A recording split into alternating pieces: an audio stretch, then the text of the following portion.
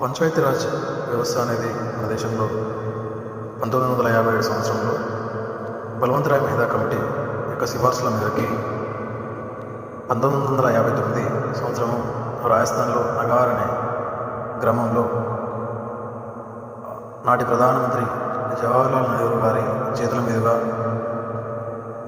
మొట్టమొదటి పంచాయతీరాజ్ గ్రామ పంచాయతీని ఆవిష్కరించడం జరిగింది. గాంధీ జయంతి రోజున అక్టోబర్ 2, 1959 సంవత్సరంలో ఈ యొక్క వ్యవస్థకి అంకురార్పణ చేయడం జరిగింది.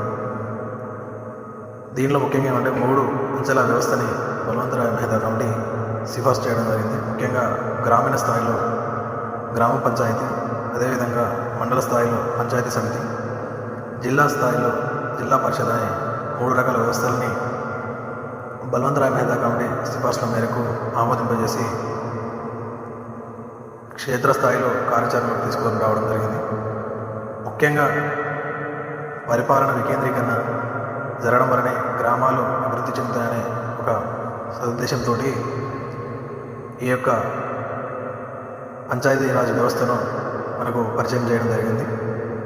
దీని తర్వాత క్షేత్రస్థాయిలో ఉన్నటువంటి అనేక రకాల కారణాల చేత వివిధ రకాల కమిటీలు తదనంతరం రావడం జరిగింది.